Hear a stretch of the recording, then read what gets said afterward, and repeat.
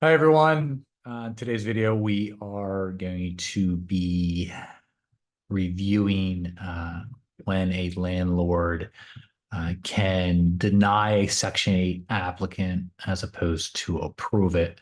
Um, Him or her, rather, not an it.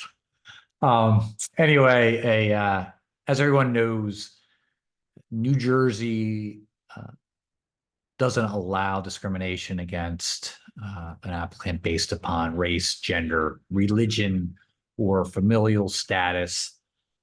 With Section 8, there are certain things that are absolutely not allowed.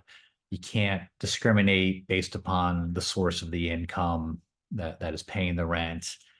You cannot have a system or standard set forth that is pretextual in predetermining the ineligibility of a Section 8 tenant. You cannot have or you can't deny a Section 8 applicant based upon the extra administrative expense that goes along with dealing with Section 8 tenants. There are 6 or so cases that speak to how a landlord should treat Section 8 tenants.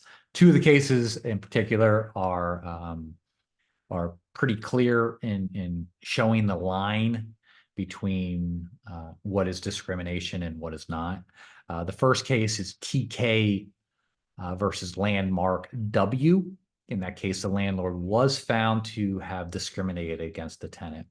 There, the landlord had about 10 other tenants that were Section 8, but nonetheless was found to be in violation of the New Jersey Law Against Discrimination for denying a Section 8 applicant based on lack of credit worthiness.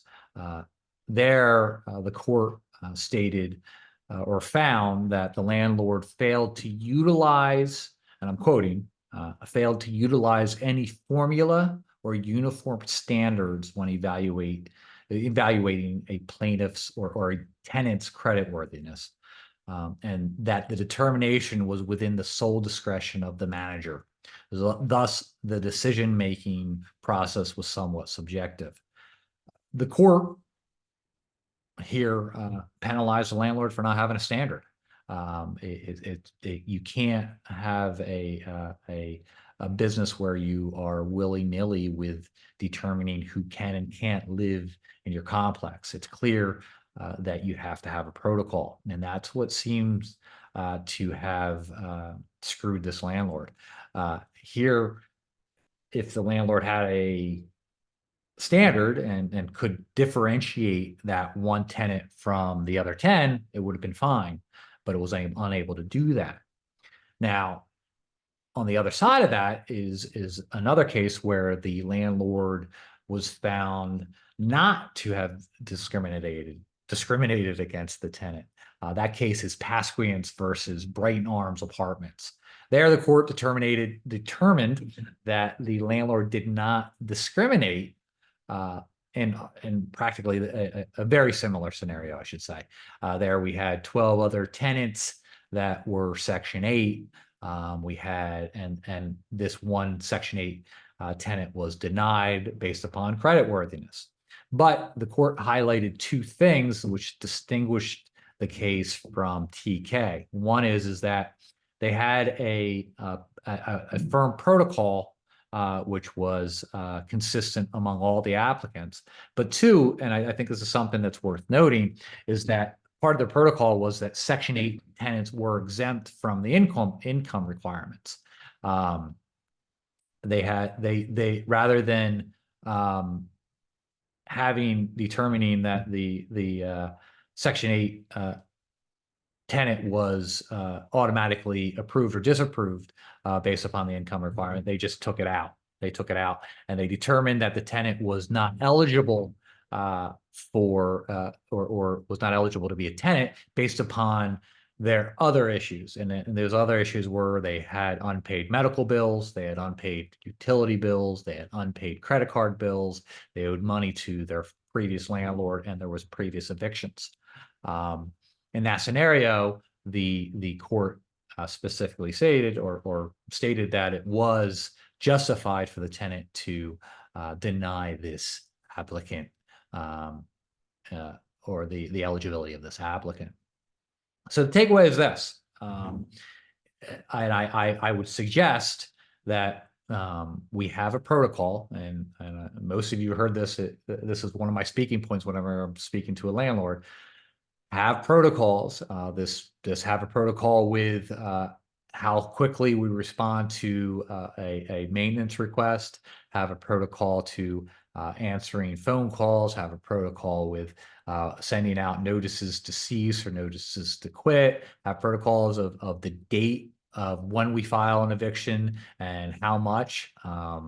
Rent's due on the 1st, late on the 5th. You never waive a late fee. You file on the 11th, or you file on the 15th, or you file on the 20th, but you have a protocol and you stick to it. The same thing here. You need to have a protocol. And what I've seen a lot of landlords do is they have a point system. They have a number of criteria that they consider. They consider rental history. Have you ever been evicted? They consider your overall credit score. They consider your income. The income ratio that's usually 2.5 to 3 times of the monthly rent. They consider your employment status. They consider the overall, all these factors together, and they assign a point value to each of them, and they come up with a number. And if you have a number that is higher than the threshold, you are approved. If not, if you're lower, you are denied. And this seems to be pretty safe, a pretty safe protocol, something that the court not only would approve, but that's something that you can look to and say, this has nothing to do with race, religion, or any other type of discrimination. This is simply based upon our business acumen. And that's where we're at.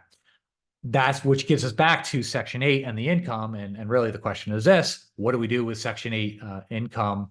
I think I like the idea of just taking it off the table whatsoever. Don't consider their income whatsoever.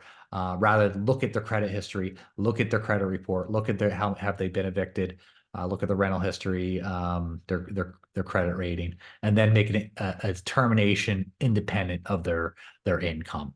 All right. So that's really all I have for today.